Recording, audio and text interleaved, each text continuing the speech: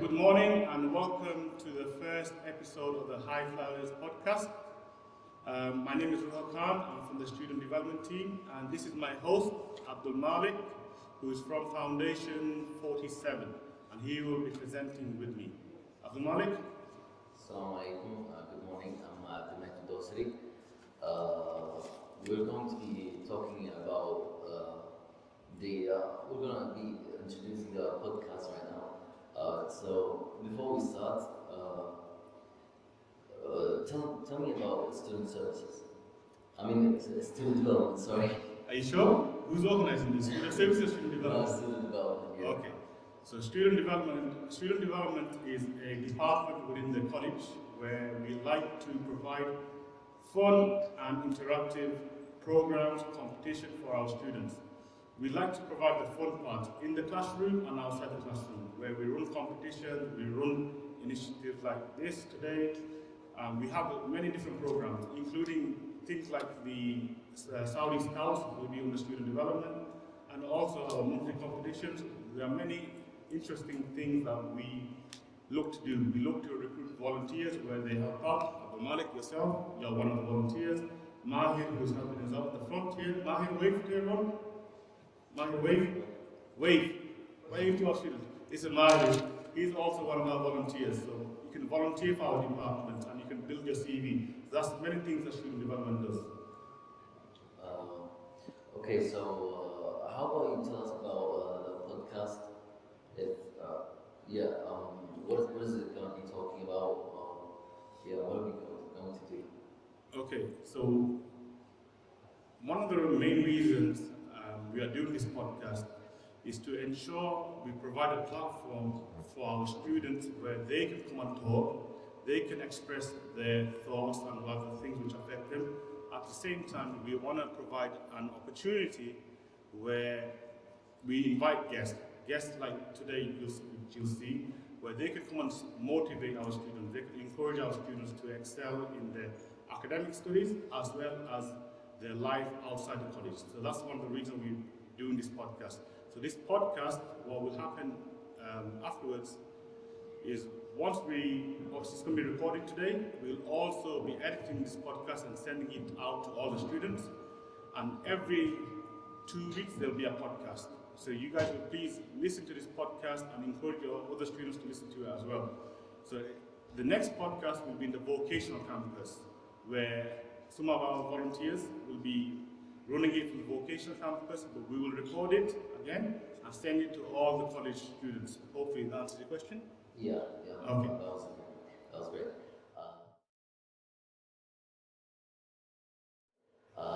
So we're going to be having a guest here, Hatem Al-Anizi. He's from Riyadh, 19 years old. This is his first semester here in this college. So if you could please welcome Hatem Al-Anizi.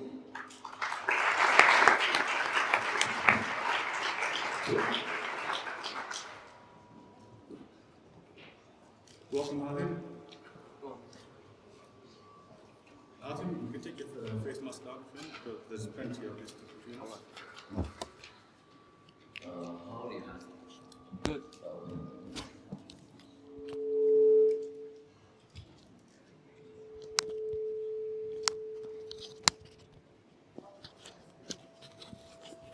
He'll need Hatem, use this microphone. No, Hatem, sorry. Okay. It's on? Put it on.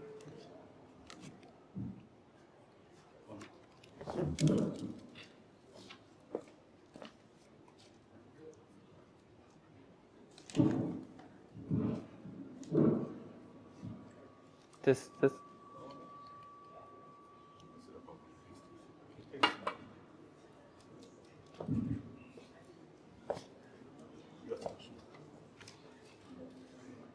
So how are you, Hatem? I'm fine. How are you? I'm fine, thank you. How are you?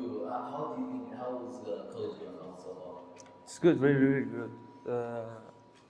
Nothing new. What level are you again? B1. B1. Yeah. Intermediate. Yeah. Yeah. Okay. I just wanted to ask some questions about the youth of Saudi Arabia. Cool. and what is affecting them. So we can start with real season. Cool. What do you think about real season? It's a lovely season, and for the youth, it's make a opportunity for the work. They can work for any place, and for entertainment, you can go with your family or your friends and have fun. Have you attended any event in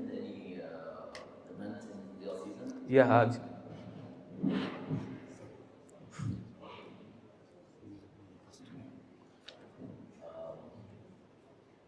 What events have you been to? Actually, the boulevard. Bodyguard. Yeah. Okay, so what do you think about bodyguard? It's bring all the activities in one place, like the restaurant, the cafe, the games. You can have them all in one place. Yeah. Sorry, technical issue. This is part of the program, so please bear with us. Hakim, Yes. have you been to the real season yourself? Yeah. What events have you been to? In boulevard. Okay, so what can you do in the boulevard?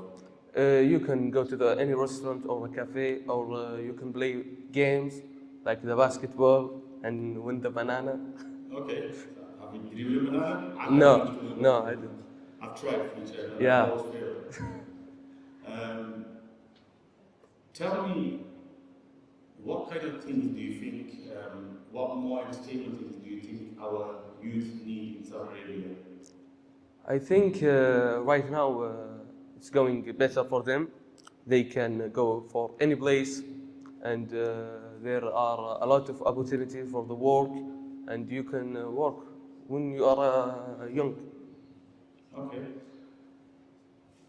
If there was one event you can introduce to Riyadh season, which the Saudi youth can benefit from, what would it be? Imagine you can introduce, and money is not the issue, and there's any event that you can introduce, what would it be? There's no really correct event, but maybe a comic for the it's for the old people or the young people, and it's famous out there, and you can have fun with your family or with your friend. Okay. Are you familiar with the Saudi 2030 vision? Yeah. What do you think, how do you think this is going to impact the youth of Saudi Arabia, students like yourself and other people? How do you think it's going to impact them? It's gonna change the lifestyle for the youth, Okay. and it's include him with the community. Yeah, that's it. Okay, so it's quite positive, obviously, right? Yeah, yeah. Okay, that's good. Umar, you want to ask a question? Sorry? You want to ask a question?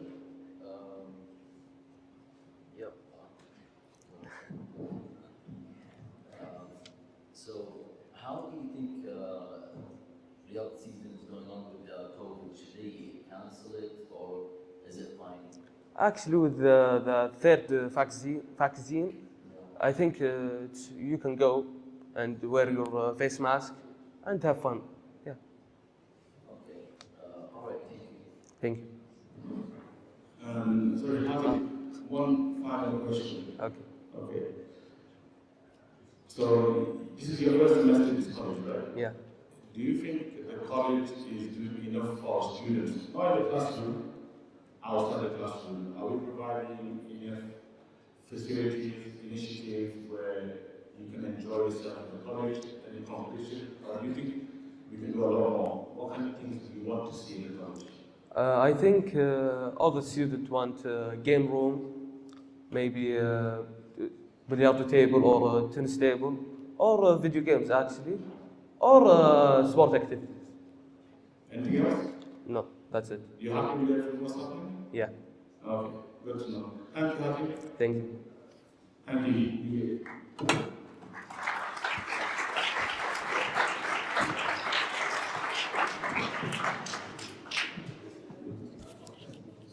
The mic.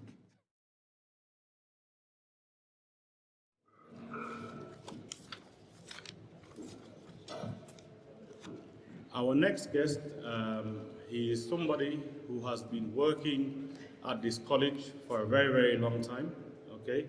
He's probably one of our oldest staff members, so he's been here right from the beginning. He's a very, very big Manchester United fan. Everybody say boo. Boo. No one? You all Manchester United fans? Anybody a Manchester United fan? Just one, two. Okay. He is also a golf instructor. He's originally from the UK, but I believe he currently lives in, or his family's from Indonesia. So I'd like to welcome Mr. Alan Robson onto the stage. Everyone, round of applause, please.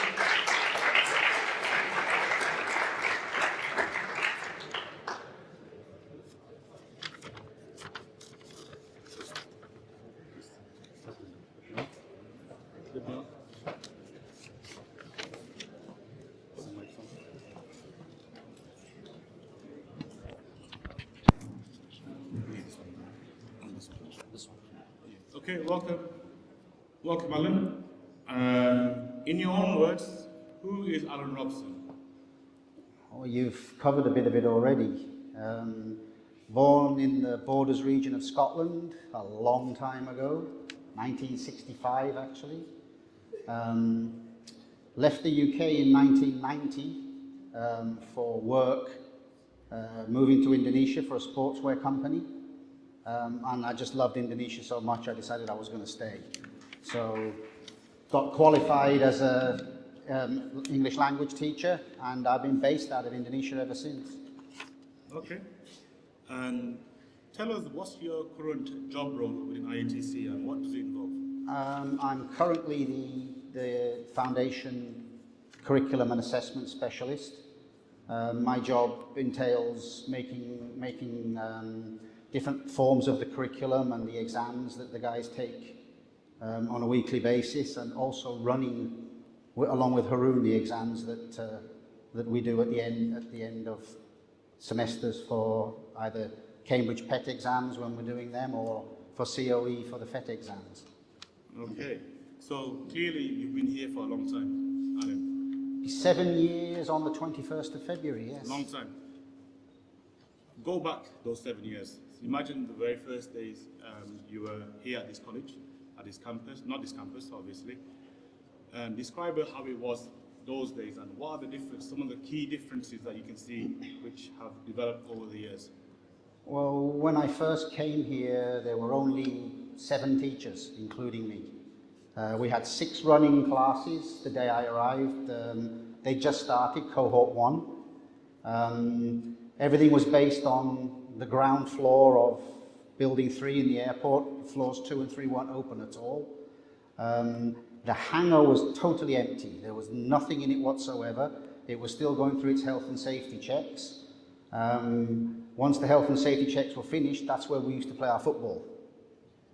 It was completely empty. There was nothing there. There was no technical staff at all. Clive Rankin, who originally came to set that up, arrived a few weeks after I did, along with Jerry and a couple of the other guys. So yeah, basically there was nothing there at that time. What, you're saying you actually used to play football in the hangar? In the hangar. It was an empty, big floor space, yes. Hangar and basketball as well, in the hangar. Did you play? Of course. Did you win? Sometimes. You any good at football? Used to be. Way too old now. Clearly. Abdul Malik? Yes.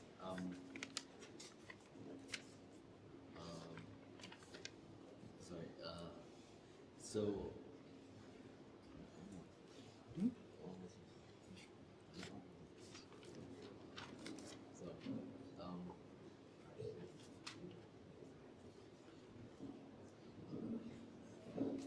So, what are some memories about, some good memories about this college you have about this college?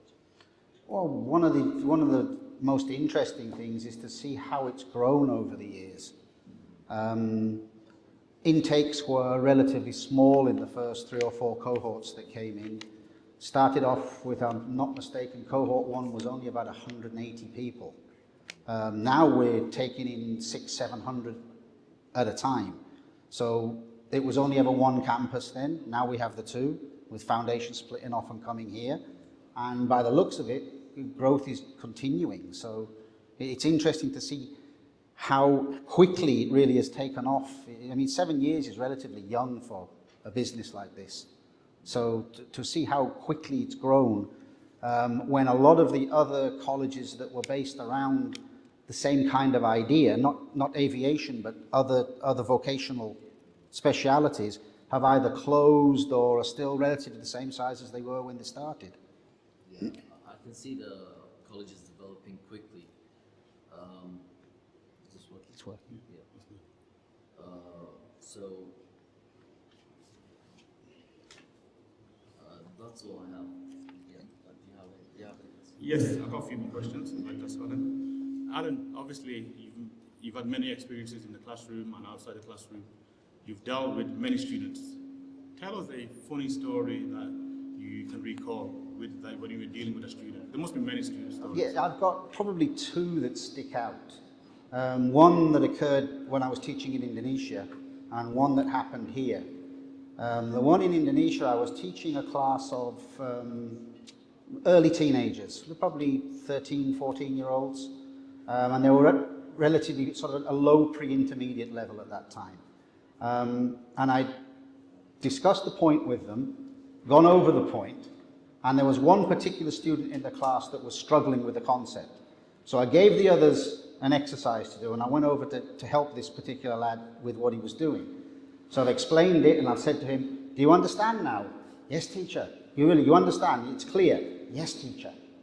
And as I turned to walk back, I heard him say, apa dia bilang? Which is Indonesian for, what did he say? And I just couldn't stop laughing when I heard that. Yeah, It was just... And the other one actually happened here, and it was in an intake exam. And I was doing speaking examining with Abdi Karim Abdi, who's since left. And Abdi was doing the assessing, and I was the interlocutor. And two students came in. So we did the introductions, and we started the exam. And it didn't matter what was said in the exam. One of the students was very strong, and the other one was very weak. So the weak student just repeated word for word what the other student said.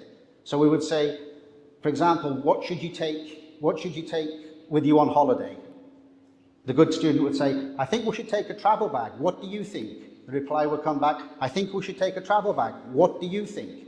Now, we tried to stay as professional as we could, but by the end of this, we just started laughing. We couldn't help it. Did you give full marks? The other guy did. The other guy was really good at the way he tried to get him to converse. But Thank you. Some of our final questions. What is the most satisfying thing for yourself of working at IATC? I think to see the progress that's been made. Not only in the way that the college has developed its systems and developed the way it does things, also by taking charge of intake, for example. We're getting a higher level of student in now, which means we're getting better graduation results, we're getting better, we can develop curriculum better because we have people that we can work with. Changing from when we taught the DLI to the Cambridge made a huge difference. Huge difference to the way the college could work and how it could feed through the system. So. Okay, and my final question would be, if there was one thing that you can change for our current students, what would it be? I don't think there's anything as such to change in that. Maybe improve the better. Yeah, it would really be change because it's an ongoing process, obviously. I do think, to touch on back what our student friend said earlier on, the development of maybe the annex building or something that we could have a learning centre within there, place where the students could go to study together, which is outside the regular classroom environment, would probably be a good way to sort of keep the journey moving forward. Okay, thank you. That's the end of our session with Alan Robson. Any audience members have a question for Mr. Alan? Any audience members would like to ask Alan anything? Anyone? Clearly, it's not very interesting. Yeah, it sounds that way. No questions for Alan? Okay, thank you, Alan. Thank you. You're welcome. Very much. Sorry, do you have a question? Sorry. Yeah. At the back, can the student stand up, please? Can you stand up, please? What? What about Cristiano Ronaldo? What's the question about Cristiano Ronaldo? My favorite player is Cristiano Ronaldo. Yes, probably mine as well. That's not very related to That's this, but fine. yes. And, It's okay. I don't want to be talking about. Thank you for standing up. And I don't want to be talking about Cristiano Ronaldo on this stage, by the way. Thank you. Thank you. Anyone would have thought I set that up. Thank you, guys. Thanks, Ali.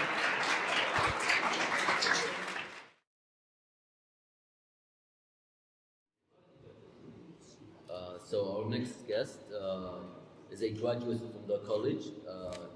He's from cohort 4. He graduated cohort 4. Muhammad Darwish, please come to the stage.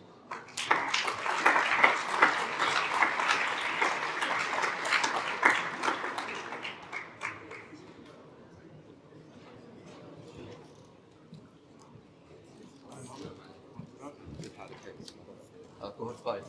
Oh, cohort 5, sorry. Okay, just put the mic. Okay, so how are you, Muhammad Darwish? I'm doing well. Alhamdulillah. Yes, go ahead. So could you tell me about yourself? Yeah.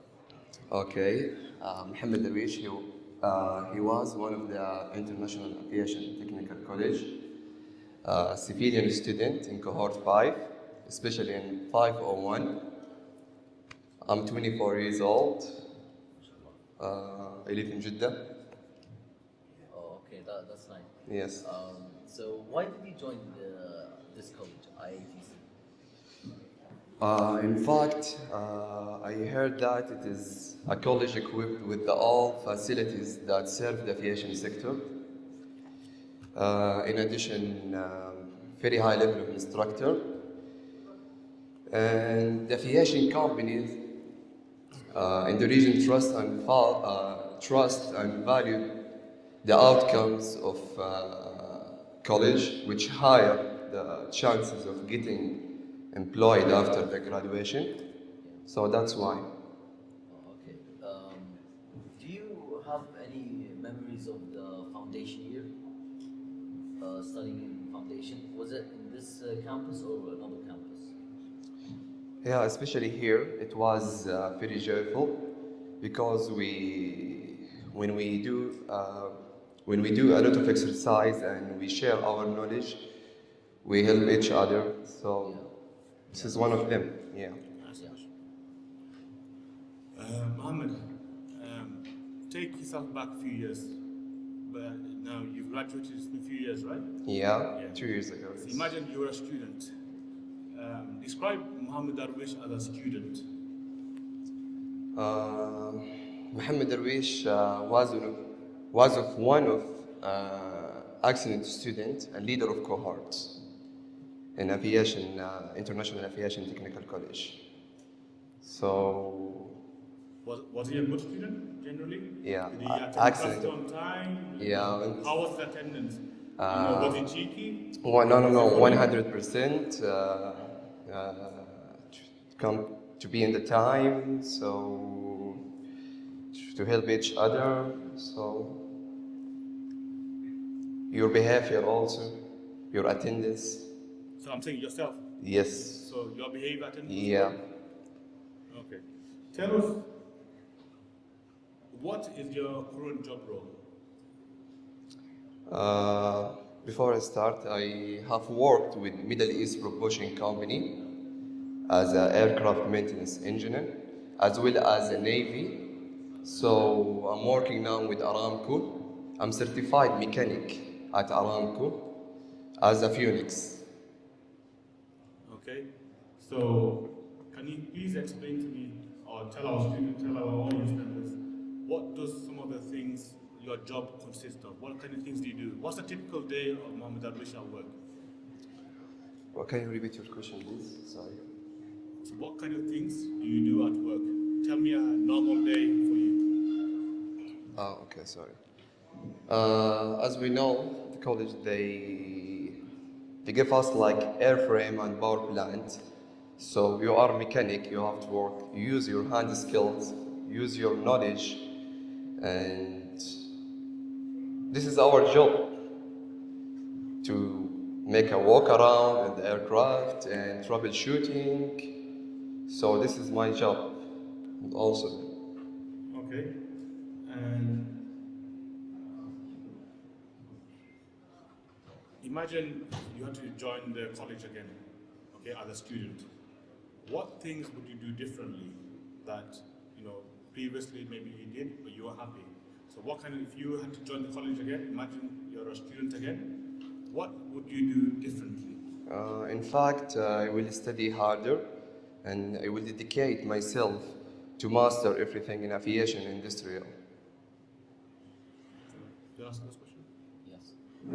So the final question, what advice would you give the students? Wallahi, there is a lot, but I will advise the student to be punctual and cooperative.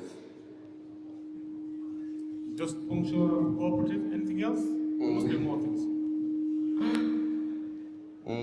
To be on time, never lie, die but never lie, in aviation, especially in aviation. So, So why is this important in aviation? safety first. Okay, So that's why. Yes. okay. And my final question would be, Okay. have you worked anywhere else other than Aramco?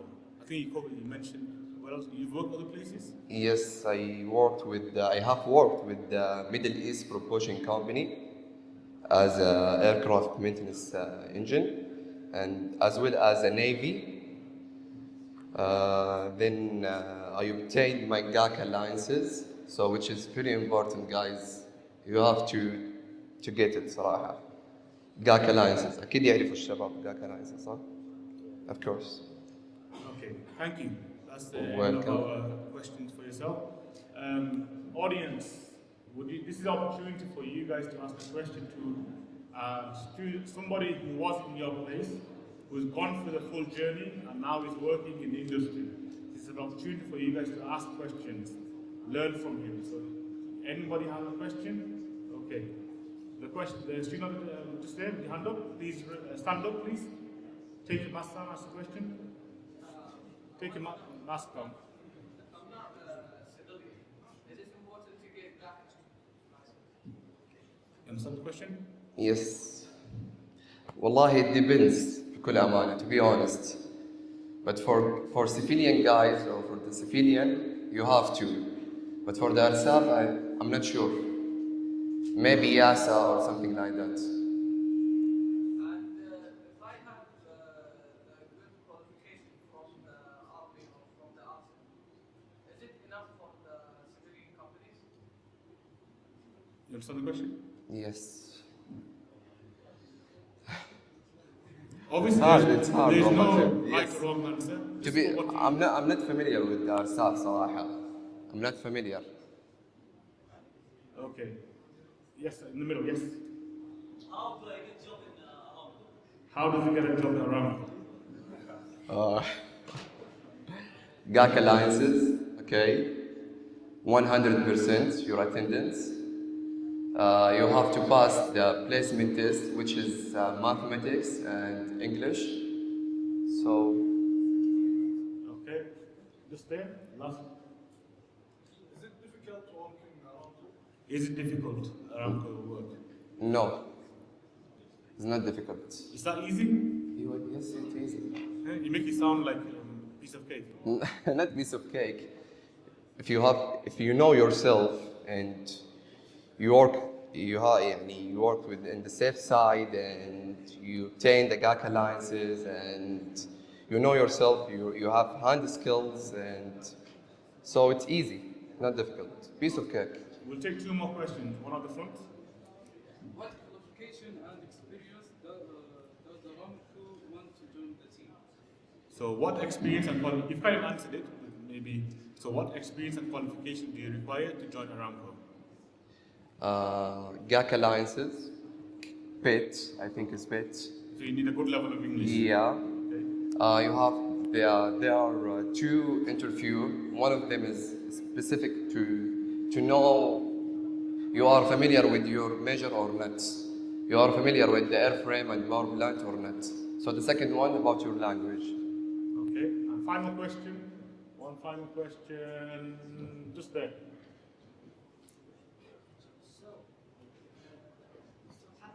تفضل حبيبي. You serve in two companies. One company, then you serve in Iran. That's right? Yes. So, how long did you serve in the first company? How long were you there the first 2 months. 2 months. Yeah, and the second one is 2 months also. So the very first time you only worked for 2 months? Yes. Is there a reason why just 2 months? Yeah, I got good opportunity, yes. You got better opportunity? High salary. So the Yeah. opportunity and prospects were better, that's why you changed. Exactly, yes. Okay, thank you. And Where did you get more experience? From the first company or from where have you received most experience from? The first company or the second one? Both of them, actually both of them. But maybe Aramco because I'm working as A and B, under A and B, airframe and power plant. But Middle East Propulsion Company specialist for power plants. You are working to just only for engine. Oh, sorry, can you talk Arabic? Sorry. It's an English program, but it's an English program. Okay. You prefer English? Yeah. They are working under YASA and FAA, okay? So you are working in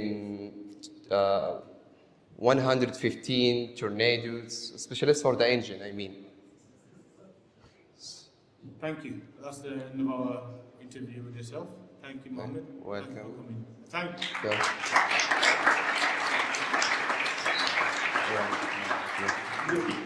Just to let you know, this is Mohammed. It's his day off, by the way. He's on holiday in Riyadh, so he's joined us, so we really do appreciate it. Thank you. Mohammed. يديكم العافية شباب.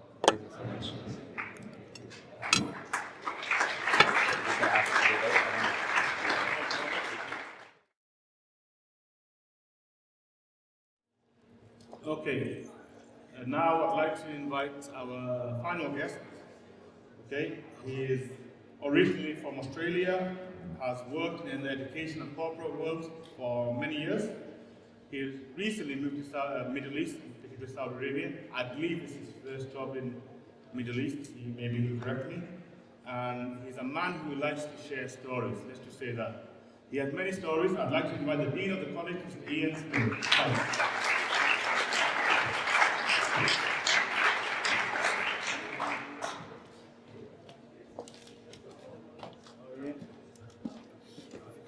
This one for you first. Just click it on somewhere. Yep. Just keep it fairly low. Yep.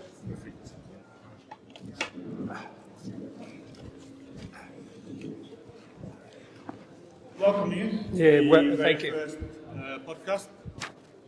Students, audience, please keep the sound down, please. Thank you. Ian, maybe many years ago, describe Ian Smith as a student. Describe myself as a student? Yes. No, I think I was a terrible student. I don't think I did a very good job at all. I think it took me 15 years to realise how important it was to get involved in education. So I joined the remedial class and had to come back and repeat a year.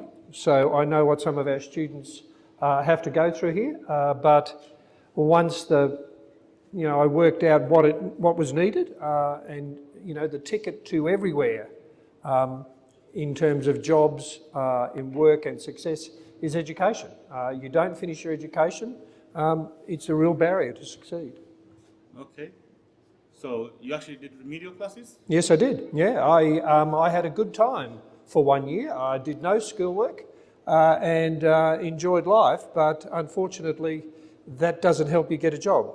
That doesn't help you become successful. So my mother, who is the most amazing person that I know on this earth, I mean, she's now departed, but she helped me get back into the college I went to, the school, and I put my head down and went all the way through university and then on to become a secondary school principal. Wow. Some journey. So you started off It's like probably similar to a lot of our students. Yeah, look, I'm probably like a lot of the students sitting out here, wondering why I'm sitting in some of the classes learning the English. But our last speaker, I think, is a fantastic example of why you pay attention, because it sounds like a fantastic job, and I thoroughly enjoyed your presentation. Thank you.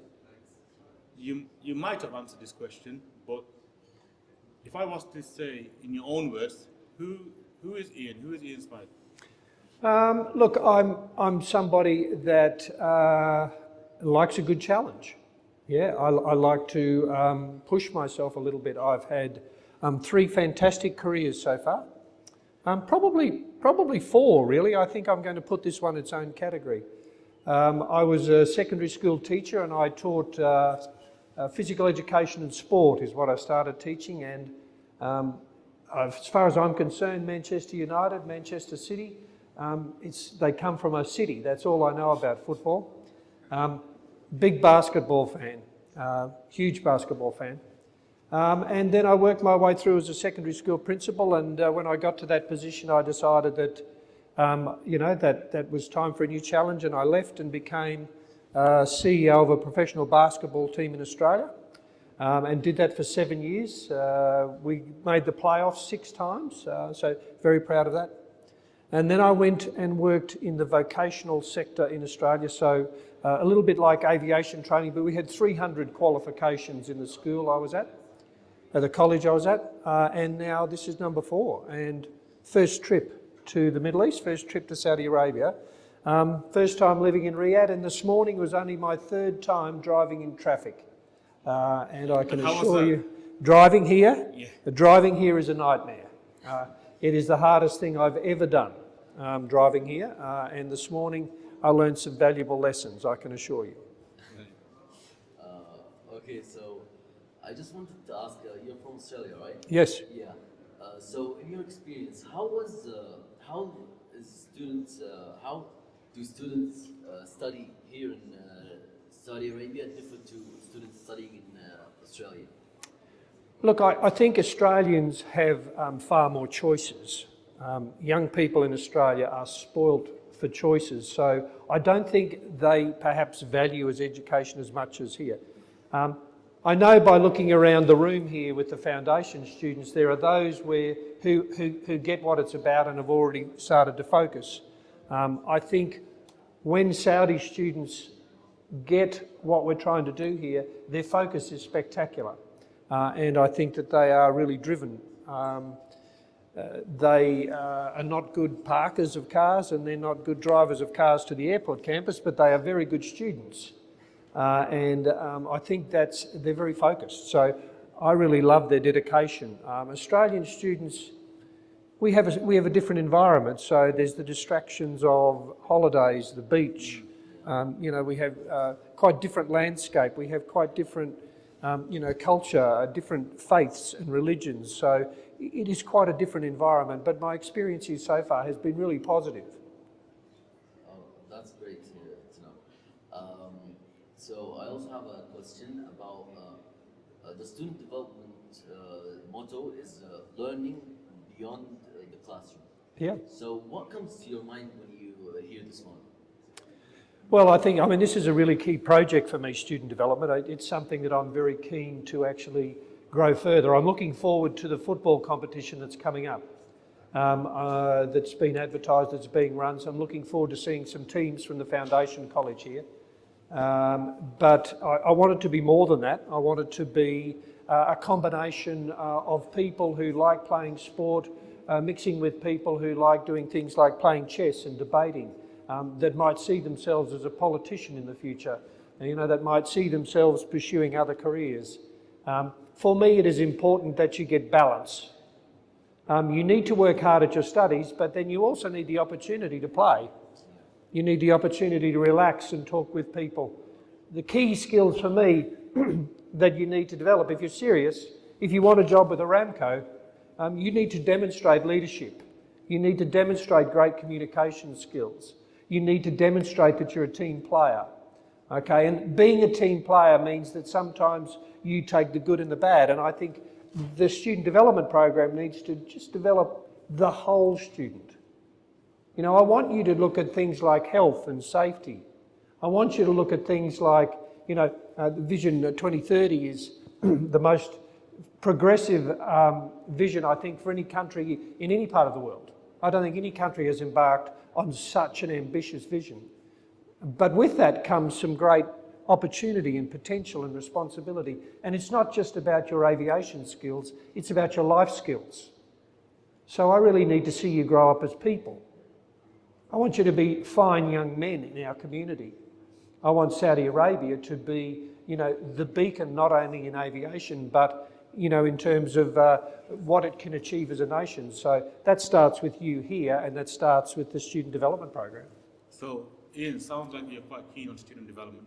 Oh, As someone who's a mover and shaker, if you want to put it in that words, you can make decisions for us. Yeah. Can I get a commitment from you on the stage in front of our students? That You you'll have support got a this? commitment. You have got an absolute commitment to this. And I'm expecting, if I don't see good football when I see that soccer tournament, that football tournament, I'm going to be disappointed. Okay, so we'll start with that, and I want to see some real participation. Brilliant.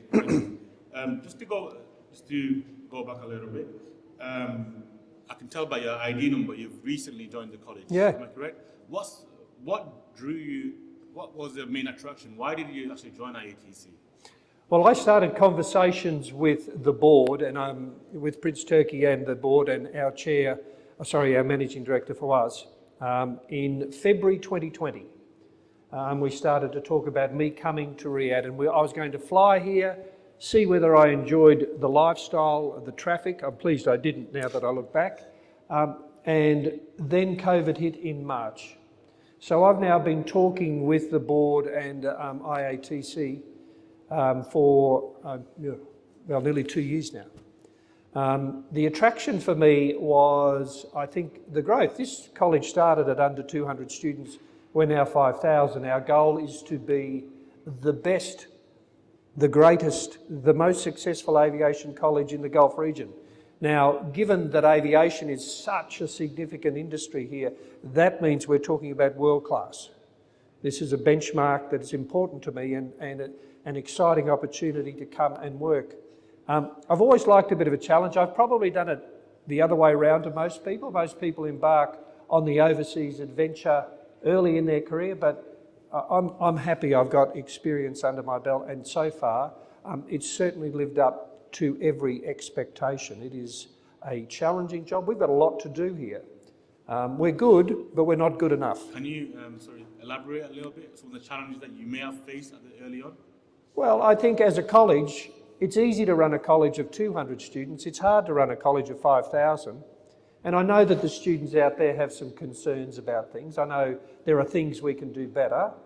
But if we are going to be world class, if we are going to be the best, we need to address those. So I'm looking forward to working with the students, our instructors, and developing a very contemporary modern college. I think, you know, this has been, and, you know, I go back to our last speaker, what a great ambassador for our college. We want all 5,000 of our students in that same category. Brilliant. You sound like a very busy man. You must have a lot of things on. Describe a typical day for yourself. How does your day in Ian's life look like? So most days start at about 3:30, 4 in the morning, 4 a.m. I'll get out of bed at 4 and I will study for 2 hours. So I'm doing a master's qualification at the moment. So I'll study for 2 hours. I'll get my gear together. I'll go to the gym for 60 minutes. So I do gym from 6 till 7. Up until the last 3 days, I had a driver taking me. I'm not sure whether I've made the right decision to drive a car or get rid of my driver yet, but I'll tell you next time I talk to you. I go to work. I'm there about 8:15. I leave about 5:45. When I get home, exercise again, and go back to my very quiet unit and just make myself some dinner, and I'm in bed quite early. You know, I'm asleep. The thing for me, Riyadh is such a vibrant city. Between 5 and 11 at night, I can tell you between 8 and 11 at night, I'm sound asleep. So, yeah. Mashallah, that's a very healthy routine. One last, I just have another question. What are some goals that you have for this college? Okay, well, the goals are not so much for the college. You will see them at the college, but my goals are for these people out here. I want this to be a very memorable experience for them. I want them to get the highest quality education. And, I really need to impress on you, the single most important thing you have to leave this part of your training with is your English language. We talk about 130, we talk about 140, but in my head I'm thinking 150, 160. Because if you are serious about learning the technical skills which we teach in English, then you don't need to be learning English at the same time as you're learning how to work on power plant or airframe or avionics or UAVs. There's a whole range of things that you need to learn there. We need to get our English focus here. So raising the English standard of the college is important to me. And one of the things that you can do is, instead of talking Arabic when you're talking with your friends, practice your English. Practice your English when you're buying your lunch. Practice your English when you're talking to your teachers, because you can help each other get that. So a big goal for me is to raise the English language standard. I want to raise the standard of every aspect of what we do. I want to bring in more international instructors.